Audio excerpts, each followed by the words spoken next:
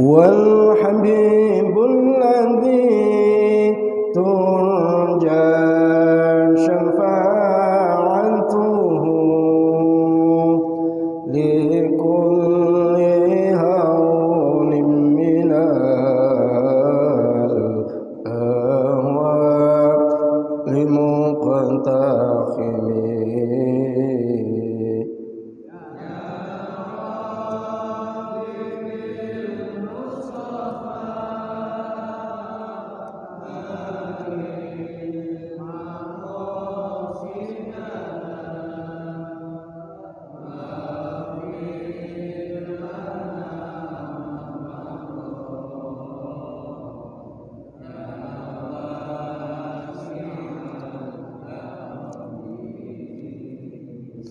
يا ربي واجعل رجائي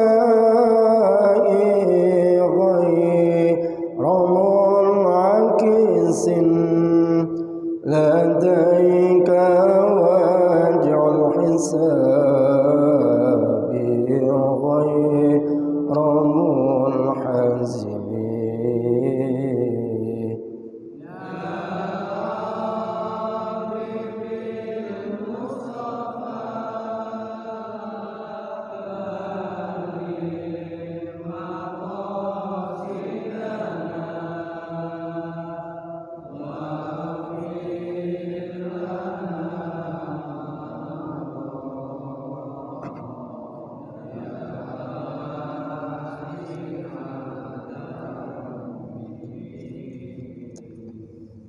الحمد لله رب العالمين الصلاة والسلام على أشرف الأنبياء والمرسلين سيدنا وحبيبنا وشفيعنا محمد وعلى آله وصحبه ومن تبعهم بإحسان إلى يوم الدين اللهم ارزقنا بلاغة فهم نبي وفصاحة حفظ المرسلين وإلهام ملكة المقربين برحمتك أرحم الراحمين رب اشرح لي صدري ويسر لي أمري واحلل عقدة من لساني يفقهوا قولي قال المصنف رحمه الله تعالى ونفع الله بي وبعلمه في الدارين آمين يا رب العالمين إلى حضرة النبي المصطفى محمد صلى الله عليه وسلم ثم إلى جميع المشايخ والعلماء اسمها الترمس وجميع مشايخ والعلماء اسمها بستان وشيخ القرآن وجميع مشايخ والعلماء اسمها بستان وشيخ القرآن وجميع مشايخ والعلماء اسمها نور الأنوار وجميع مشايخ والعلماء اسمها النور ثم المؤلف هذا الكتاب الشيخ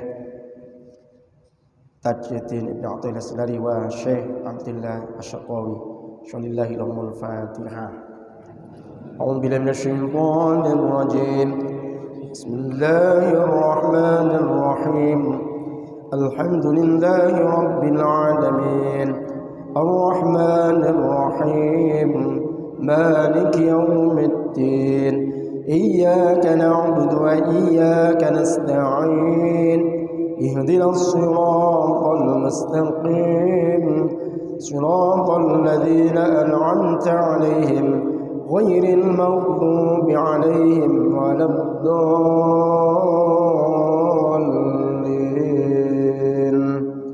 آمين. Saudara semuanya, alhamdulillah. Tentunya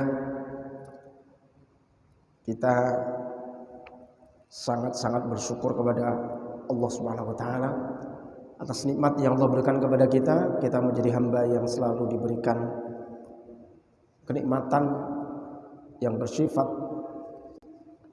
dunia, nikmat yang sifatnya dalam agama maupun sifat dalam akhirat. Alhamdulillah, semua Allah limpahkan kepada kita.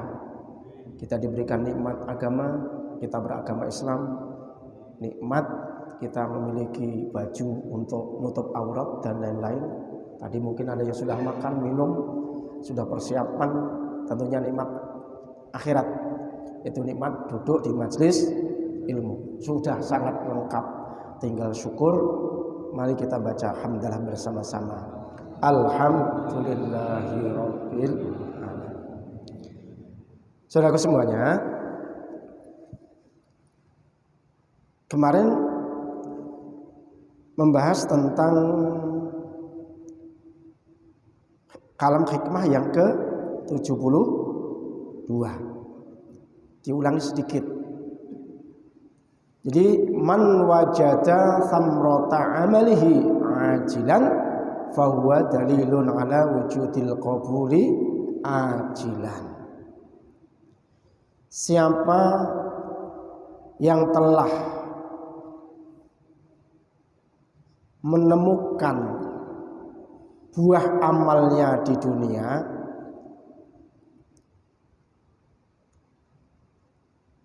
itu menjadi satu pertanda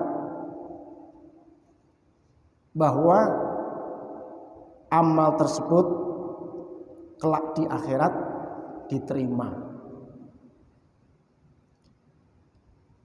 Contoh misalkan, ini Bapak biasanya ngaji malam malam Selasa.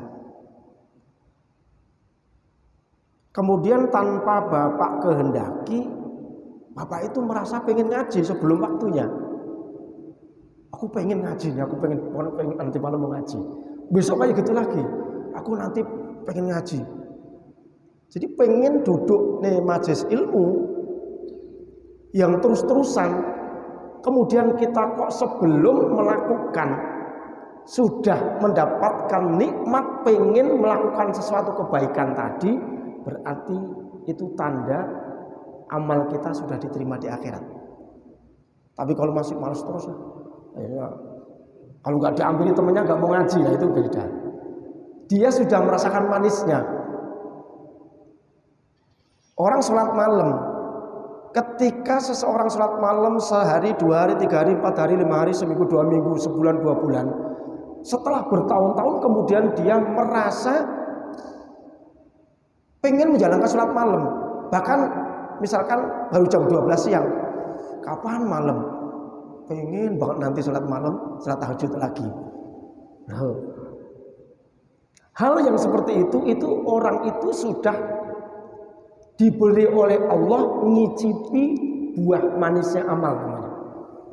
Nah, seseorang yang sudah bisa merasakan seperti itu pertanda amal sebelumnya, sholat tahajud yang dilakukan sebelumnya itu sudah diterima oleh Allah dan itu menjadi amal yang diterima di akhirat. Makanya kemarin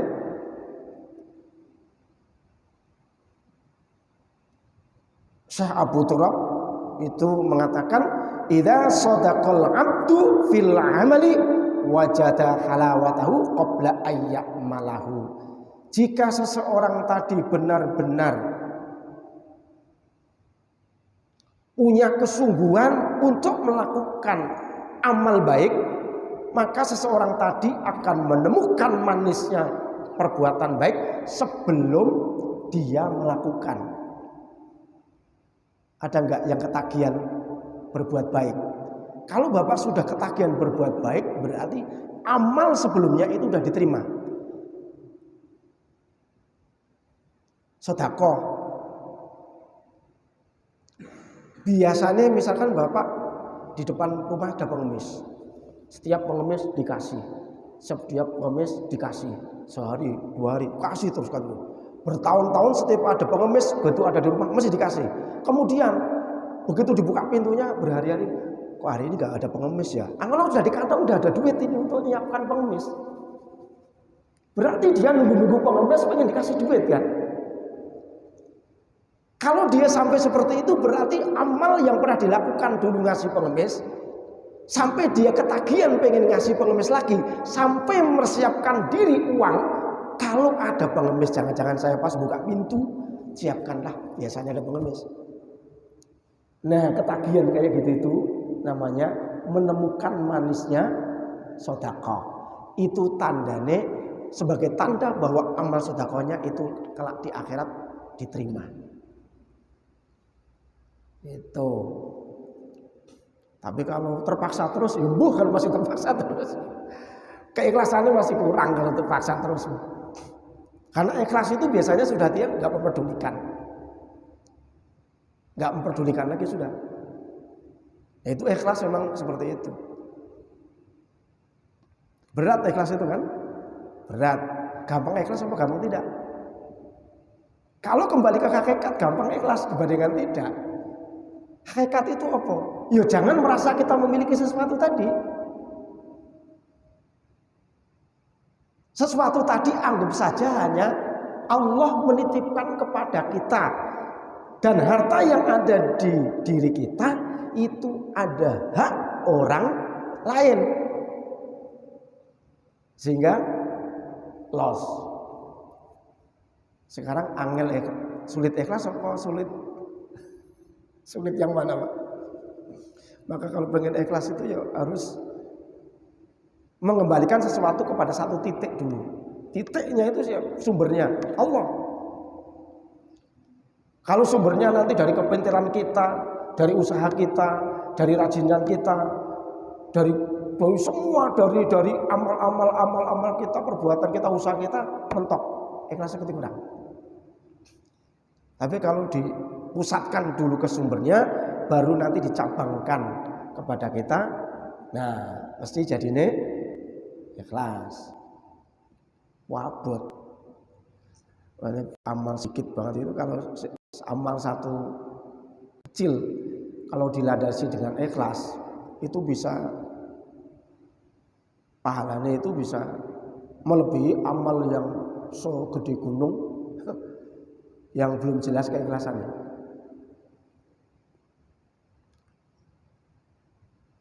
Jadi kalau amal ikhlas itu akan langsung nyampe ke Allah. Nyampe loh. Bangga enggak kita punya amal yang kok nyampe kepada zat pemberi gitu. Begini ikhlasin ambaku. Bangga enggak kita dengan itu? Harusnya kita kan bangga, senang. Kita itu sebagai manusia yang diciptakan oleh Allah bisa berbuat sesuatu atas izin Allah, kok bisa amalnya bisa ditompo oleh Gusti Allah. Bahagia. Nah, termasuk diantara tanda-tandanya adalah orang tadi bisa ngicipi manisnya amal tadi, amal ibadahnya tadi. Sholat malam ketika dia terus menerus, kemudian dia sholat malam. Setelah sholat malam dia ketagihan sholat malam. Kalau gak sholat malam dia nyesel, dia sedih. Yang biasanya sodakoh dia ketagihan sodakoh. Kalau gak ketinggalan sodakoh dia sedih. Yang biasanya jamaah dia lakukan jamaah terus menerus. Setelah dilakukan terus menerus, kemudian dia gak mau ketinggalan jamaah. Ketika dia ketinggalan jamaah sekali dia merasa sedih dan merasa kayaknya nyesel banget. Nah itu tandanya sudah memetik buahnya. Allah ngicipi hasil amal baiknya di dunia. Kalau belum, kok semuanya amal baik kok belum ada. Sekarang mikir bener harus. Opo nanti kira-kira yang diandalkan di akhirat. Apa kira-kira? Ada enggak yang kita ketagihan? Berbuat baik tapi ketagihan. Di antara ribuan kebaikan ini, satu saja Pak, satu saja yang Bapak sudah ketagihan untuk berbuat ketika sekarang berbuat, pengen lagi besok berbuat. Ketika pengen berbuat, besok pengen lagi berbuat baik, melakukan sesuatu amal baik tadi. Udah ada belum? Misalkan sedekah, pernah enggak Bapak ngantongi duit itu memang nunggu-nunggu orang yang pengen dikasih? Pernah? Belum ya? Wah. Belum. Iya, kalau pas punya duit kayaknya dikantongin dah. Pengen si A itu biasanya lewat ke sini, bisa ketemu, pengen dikasihkan. Nah itu berarti ada sedekah sebelumnya yang sudah diterima. Akhirnya Allah ngicipin, memberikan rasa manis ibadah, dia ketagihan melakukan kebaikan. Maka nggak mungkin ini terjadi sebelum kita melakukan berkali-kali dan itu terus berkali-kali. Sehingga ketika kita mengeluarkan tidak berharap masukan, itu ikhlas. Memberikan berharap 10 kali lipat, rakus apa enggak?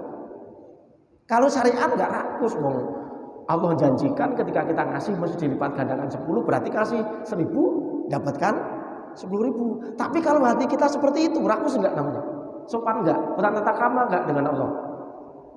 Kalau kita koyok gitu, Akhirnya nuntut kalau nggak dikasih. Ya Allah, engkau kan janjikan sedekah 1.000 dibalas 10 kali lipat. Harusnya saya dapat 10.000 karena belum dibalas-balas. Namanya untuk dirinya lagi. Yang kedua, wa idza akhlasa fihi wajada khalawatahu waqtan basyaratil amal. Kalau seseorang tadi ikhlas benar di dalam berbuat amal baik, maka orang tadi akan menemukan manisnya amal ketika dia sedang melakukan. Nolong orang, Pak, jatuh di jalan, dibreakin. Begitu ditolong, kita udah kelupatan darah semua, kelupatan darah. Begitu nolong, kita kecebur lumpur, nuntun orang. Kemudian ngeliatin orang itu kasihan banget, sayang banget. Senang banget merasa, kita melakukannya merasa senang. Kemudian tidak tanpa mengharapkan imbalan dari orang itu sedikit pun. Hanya karena kita merasa punya kewajiban untuk menolong orang itu tadi. Besok lagi melakukan kayak gitu lagi.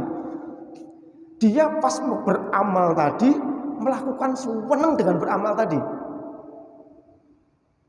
Alhamdulillah, ya Allah, kok saya bisa nolong, saya bisa beramal begini. Terima kasih ya Allah, saya bisa nolong orang. Nah itu kan senang dia. Nah itu kalau ikhlas pasti akan seperti itu. Tapi kalau nggak ikhlas, begitu ngelepas, pasti nanti akan ngundat-ngundat. Kurang ajar, kamu udah dibantu, suruh ngantri sebentar aja gak mau. Nah itu kan apa? Dulu gak ikhlas. Kalau beramal itu gak ikhlas dia, kepaksa. Pengen sesuatu kebaikan lagi dari orang yang kita bantu. Nah itu keikhlasannya belum sempurna kalau gitu, Mas.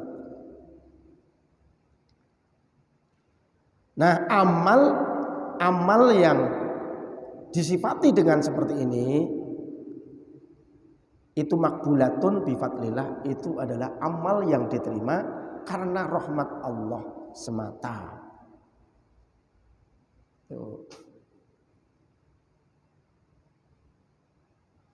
Wa qabulullahi ta'ala lil amalil abdi li amalil abdi waridahu bihi huwa thawabuhu al muajjalu. Diterima olehnya menerima Allah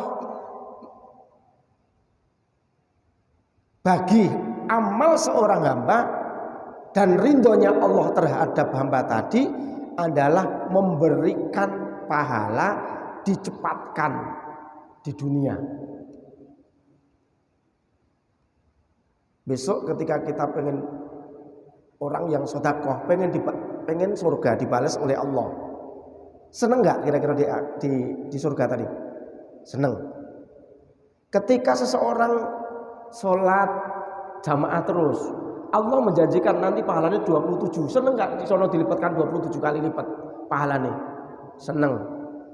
Allah ngasihkan sedikit kesenangan ini, diambil dikit dikasihkan di dunia sehingga dia seneng gitu loh. Maka kenapa orang yang sedekah nggak pernah susah?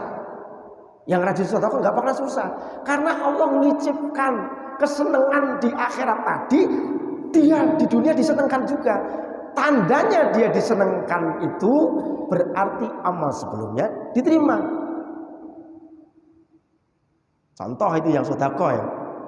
Bapak sedekah, orang sedekah nggak pernah jadi miskin, karena Allah memberikan tanda dia terima, dia akan dibuat bahagia di dunia.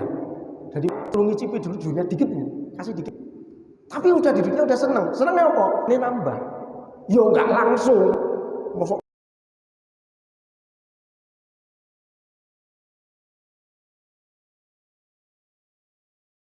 tahun, anaknya yang metek pasti akan metek.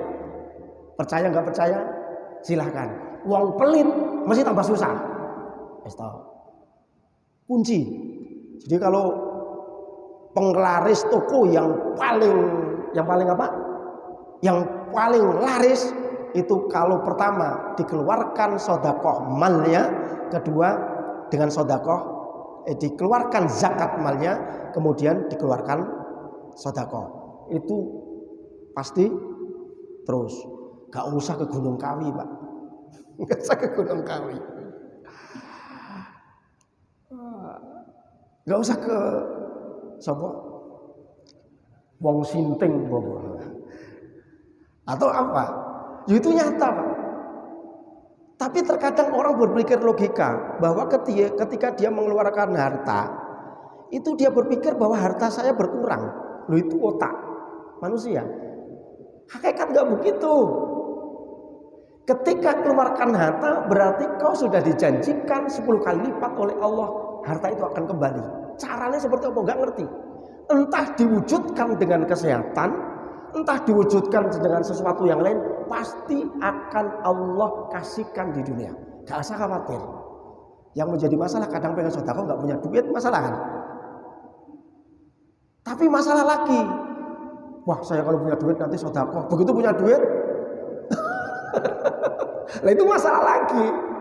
Biasanya itu kan orang itu kalau pas gak punya, wah aku pengen nanti pengen bantu saudara, pengen bantu orang tua, pengen bantu ibu, pengen bantu ini. Tapi begitu nongol duit, belum punya mobil ya, rumahnya belum, masih sempit ya. Masalahnya begitu.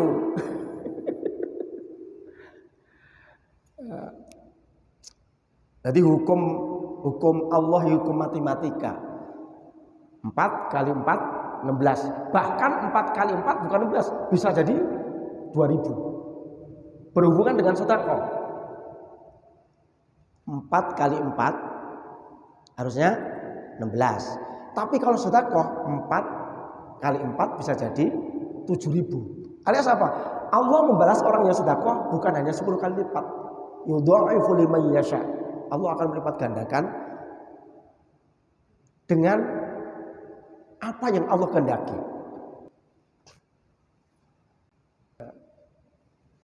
Latihan. Kalau kayak gitu itu latihan, Pak. Nggak bisa kalau nggak latihan. Bapak punya duit 1 juta. Pernah nggak nyodakokan 900, kita 100? Pernah nggak? Kalau belum pernah, jangan ngarep-ngarep di akhirat besok ngarepi pahalane sedekah. Tapi kalau pernah melakukan walaupun sekali, itu hebat, sudah memberikan hak yang lebih untuk orang lain. Berat amat, Pak, konsekuensinya bisa karepmu. Apa yang ngomong itu pernah jalankan? Ya nggak usah diomongin. Berarti kalau saya ngomong berani jalankan, Pak saya.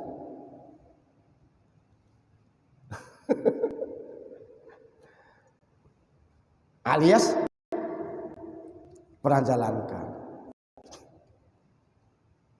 Uyang, Mbak, kalau kita udah belajar begini nggak berani jalankan dulu, Pak, ngaji libur 5 bulan dulu ya. Pengen jalankan dulu. Ya kan? Pengen jalankan dulu. Wah, repot nih kalau ditanya. Kamu udah jalankan belum? Nah, kalau udah pernah jalankan kan santai saja, ngomongnya bebas, lepas.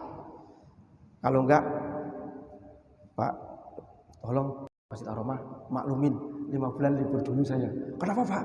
Pokoknya libur dulu. Ketakutan. Nah, kalau sudah jalankan ngomong bebas saja. Bebas. Ngomong apa? Ayo. Bismillah. Jadi sebelum bab ini, bab opo iki? Wah, tak jalankan dulu deh. Walau sekali 2 kali. Jadi kita nggak punya beban mental minimal. Ya, itu bab yang kemarin. Bismillahirrahmanirrahim. Sekarang yang 73. Bismillahirrahmanirrahim. Idza aradta an ta'rifa qadraka indahu fangdur fi madza yuqimuka. Idza aradta ing dalem nalikane ngarepake sapa sira an ta'rifa ing yen to ngerteni sapa sira qadraka ing kedudukanmu indahu di sisi Allah, fangdur maka lihatlah mongko ningalana sapa sira Fima ing dalam barang, fi madza ing dalam apa yuqimuka jumenangake sapa Allah ing sira. Jika engkau ingin tahu kedudukanmu nanti di sisi Allah, jika engkau pengen tahu kedudukanmu di sisi Allah, maka lihatlah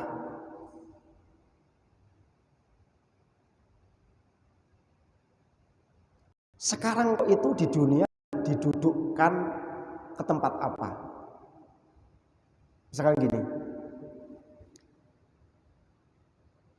di akhirat kita pengen tahu nggak kedudukan kita? Seberapa kita diperhatikan oleh Allah di akhirat? Ukur saja seberapa kita ketika kita itu menjalankan perintah Allah. Contoh yang paling kecil, paling gampang. Bahwa setiap orang nanti akan nangis di akhirat itu teriak-teriak minta tolong kepada Allah. Semuanya, nggak ada yang tidak. Ya Allah, tolonglah saya, ini panas. Matahari ini berapa? Satu jengkal matahari. Itu panas semua. Minta tolongnya kepada siapa kira-kira? Allah. Ya Allah, minta tolonglah, ini panas banget. Loh, seberapa cepat Allah jawab doa kita, jawaban apa? Minta tolong kepada Allah. Sekarang seberapa cepatnya kita ketika Allah manggil, seberapa cepat kita berjalan. Kalau adzan kira-kira datangnya udah komat apa nungguin sebelum adzan? Apa malah yang adzan kira-kira? Salat itu kan sebagai sumber panggilan. Kalau Allah memanggil kita kok kita cepat, buru-buru, berarti itu tandanya ketika besok di akhirat kita manggil Allah akan secepat itu menjawab pertanyaan kita. Menjawab panggilan kita. Kalau kita misalkan udah azan, nantilah sebentar lagi. Terus hayya 'alal falah, sebentar lagi. Maklep lagi tidur. Terus Allahu Akbar, oh baru selesai azan. Gak selesai komat. Dia tidur lagi. Begitu tidur, nah kok jam 7? Masalah itu. Jam 7 pagi masalah subuh. Tadi kan dengar azan, masih tidur lagi, perasaannya sebentar lagi lah. Begitu komat, perasaannya masih azan. Begitu sudah sholat, terlanjur telat mau ke masjid, nanti sholat sendiri aja lah, tidur sebentar lagi. Jam 9 bangun. Nanti teriak-teriak di akhirat ya sama. Teriakan kita kepada Allah. Nanti selama itu.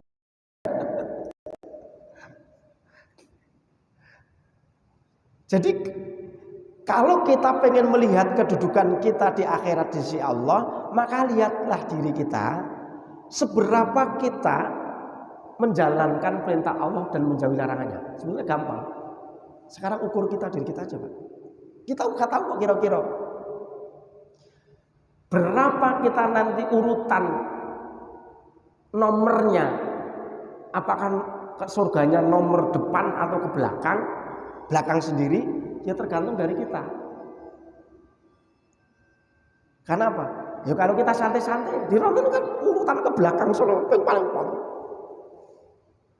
Kalau kita sering mementingkan kepentingan agama kita, mementingkan untuk kepentingan akhirat kita, nanti juga akan seperti itu juga. Akan perhatian Allah juga luar biasa. Kalau kita memperhatikan perintah-perintah Allah ini benar-benar kita perhatikan dengan benar-benar, kita lakukan dengan kesemangatan, dengan cepat-cepat, nanti di akhirat pertolongan Allah secepat itu juga. Kalau kita sekarang leha-leha, santai-santai, nanti juga Allah nolongnya santai-santai. Kowe carry ya, terakhir ya, ini dulu yang banyak nih. Sini dulu, kamu sini. Kamu nanti, kamu di belakang dulu. Kita itu mengejar wasari'u ila magfiratin min rabbikum. Maka cepat-cepatlah kamu semua menuju ampunan Tuhanmu. Ampunan uangmu ya apa? Berbuat baik itu. Maka setiap amal apapun jangan sampai lepas dari kepentingan akhirat. Terus itu pasti enak nih. Banyak kalau nggak ngaji kan nggak ngerti. Kalau nggak duduk majelis ilmu nggak ngerti pak. Ya turu ya, mau turu ya, tidur aja. Nggak tahu nanti ketika punya ilmu tidur aja dapetin pahala banyak. Dengan tidur menghindari zina, dengan tidur bisa menghindari maling, dengan tidur bisa menghindari riba, dengan tidur bisa menghindari mukul orang, dengan tidur bisa menghindari minum-minuman, dengan tidur bisa menghindari perbuatan apa lagi? Perbuatan apa lagi? Maksiat yang lain. Berarti kita tidur. Ya Allah, aku tidur, aku menghindari zina, menghindari riba, menghindari mabuk, menghindari minum, menghindari maksiat. Ya Allah, aku tidur ini. Lu tidurnya ke menghindari maksiat. Itu aja pahala. Saya bingung. Lu wong alim itu makanya tidur itu lebih ditakuti oleh setan dibandingkan orang bodoh sing ibadah. Kan ada setan ceritanya. Ada setan mau masuk ke masjid. Ini ada orang sholat, ada sholat, ada orang sholat, orang bodoh sholat. Kemudian orang alim tadi itu tiduran di dekat pintu masjid. Setan itu pengen masuk, ditanya sama Sayyidina Umar. Ditanya, loh kamu kenapa kamu nggak masuk ke situ? Saya pun pengen goda itu loh, yang sholat itu. Aku pengen goda sholat itu. Lah kok nggak masuk? Saya takut ini bangun. Aku takut yang orang alim ini bangun sehingga bubar semua nanti tujuan saya. Lu setannya sampai takut orang yang alim tidur dibandingkan orang bodoh ibadah. Sekarang enakan orang alim apa orang bodoh? Lu begitu nggak ada yang pengen duduk di majelis ilmu? Ya, lu kayak gitu kok nggak pengen di majelis ilmu? Karena orang tidurnya orang alim itu bukan kayak tidurnya orang bodoh. Orang tidur bodoh itu ya ngantuk wes tidur gitu doang. Terus niati yo tidak. Pokoknya niate hanya karena ngantuk tidur. Beda orang alim itu yo tidur itu yo karena banyak hal tujuannya. Dia tidur biar badannya seger, kemudian nanti ketika bangun badannya semangat. Ketika dia tidur biar sakitnya sembuh, setelah sembuh semangat lagi ibadahnya, karena bisa sempurna ibadahnya dibandingkan orang sakit sempurna, orang sehat orang sakit. Ya Allah, saya tidur supaya saya sehat badan saya sehingga saya bisa bersyukur, setelah bersyukur saya bisa ibadah sempurna dibandingkan saya sakit ini. Dongo supaya sembuh sakitnya, pas dongo dapat pahala gede banget blok karena ngalim. Kalau orang biasa kan, ya Allah, aku pengen sembuh, aku pengen nyari duit lagi, gitu. Beda Pak. Makanya landasan ilmu itu menjadi kunci segalanya. Makanya saya bolak-balik ke saudara-saudara saya, jangan bosan-bosan ngaji kitab tasawuf. Ini kitab yang menuntun hati supaya nggak belok-belok. Apapun pekerjaannya, apapun yang dilakukan, baik itu dimanapun, itu hati itu tetap sono terus, ngadepi akhirat terus. Boleh mata ngadep sono, ngadep sini, tangan ngambil sono, lalu sini, jalan kakinya gini, tapi hati tetap akhirat terus. Itu kan susah. Hati tetap akhirat, kan susah. Di pasar kok hatinya neng akhirat, jalan hatinya neng akhirat. Di masjid hatinya neng akhirat itu wajar kok di masjid Pak.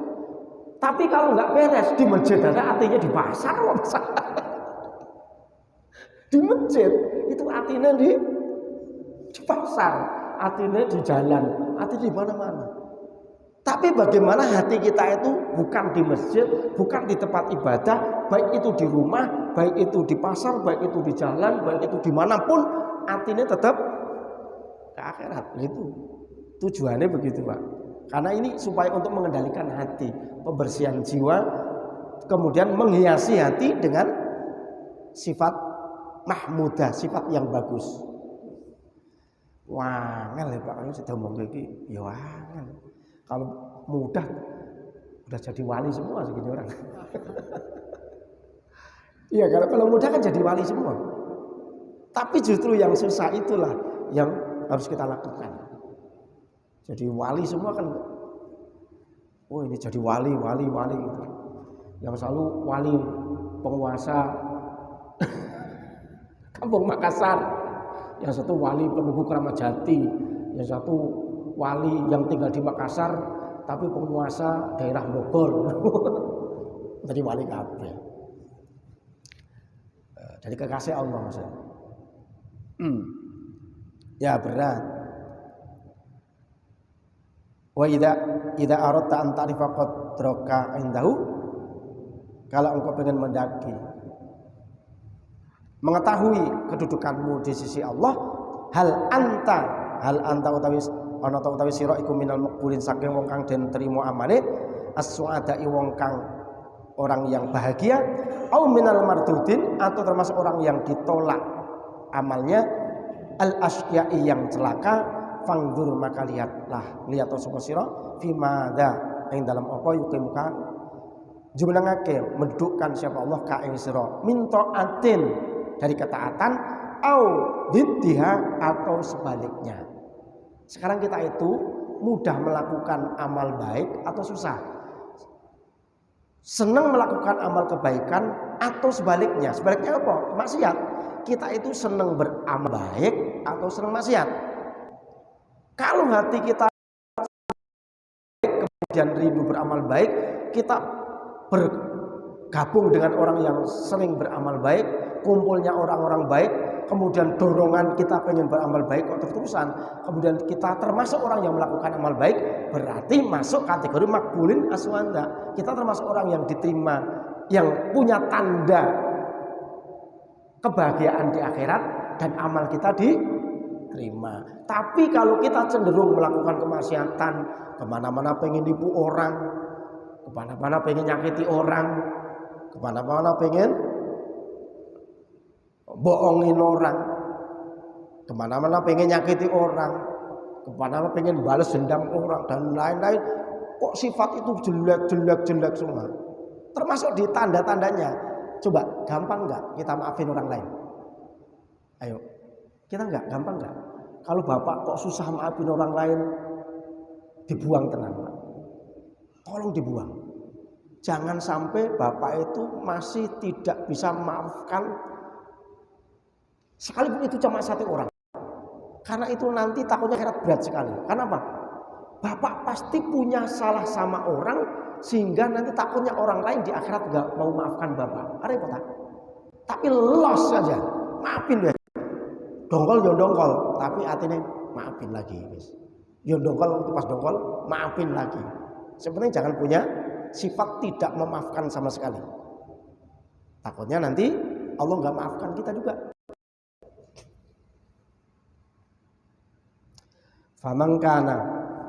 Faman utai samana iku kana ana sapa wong minas iku minas wa'ata saking wong kang bahagia wal qabul lan den terima amale, istakmalahu mongko lakokake hu ing man sapa maulahu pangerane man fima ing dalem barang yurdhi kang ridho yang kang ngridhoake sapa Allah ing manhu saking man min anwa'i taati saking pira-pira macam-macame ketaatan. Barang siapa yang masuk kategori orang yang bahagia di akhirat dan diterima amalnya, maka Allah akan memperjalankan orang tadi di jalan yang jalan tadi diridhoi oleh Allah, yaitu min apa itu hati, yaitu orang yang mudah melakukan ketaatan. Kok kita mudah melakukan ketaatan? Itu tandanya kita besok di akhirat bahagia. Rasa banyak-banyak satu aja Pak Opo lah. Kita punya keistimewaan apa sih? Cari. Apa sholat malam, apa puasa sunai, apa zikire, apa baca Quran, apa sedekah, terus apa sabare, apa syukure, apa lagi?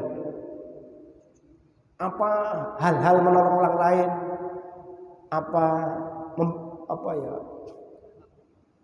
dan lain-lain. Cari salah satu, kejar Pak. Oh, kalau semuanya susah, kejar salah satu. Yang mana? Apa ngajine duduk majelis ilmu? Majelis ilmu di mana-mana dikejar. Di Rahman dikejar, di Al-Hidayah dikejar, di masjid mana dikejar, mana kejar. Sehingga seminggu itu keliling kemana-mana. Keliling karena hal satu dikejar. Misalkan contoh apa, ngajar Al-Qur'an nih, apa ngaji kitab dan lain pokoknya. Amal kebaikan di antara ribuan amal kebaikan. Sudahkah kita memiliki salah satu di antara amal kebaikan tadi? Satu saja kita merasa senang beramal baik tadi. Kalau sudah, mungkin saja kita sudah punya tanda di akhirat bahagia. Karena amal yang kecil yang dilandasi dengan ikhlasan, maka Allah akan membalas amal tersebut menjadi sangat besar.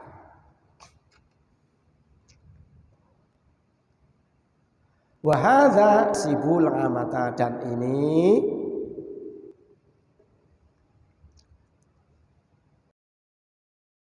adalah sesuai di orang awam. Awam seperti bagi kita seperti itu. Orang awam itu orang umum.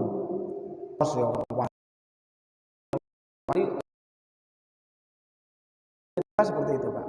Kok kita rajin sholat jamaah yo rasa sudah, ketika ketinggalan jamaah, ketinggalan sholat sekalipun nggak jamaah tapi sudah tepat waktu terus apa dan lain-lain. Nah itu udah menjadi satu tanda istimewa kebahagiaan. Jangan sampai kita semuanya ada tanda bilas, semua amal malas semua, udah semua amal baik nggak ada yang kita enteng. Wah, itu perlu dilakukan terus menerus. Yang mudah-mudahan manfaat apa yang pertemuan malam ini. Al-Fatihah. Bismillahirrahmanirrahim.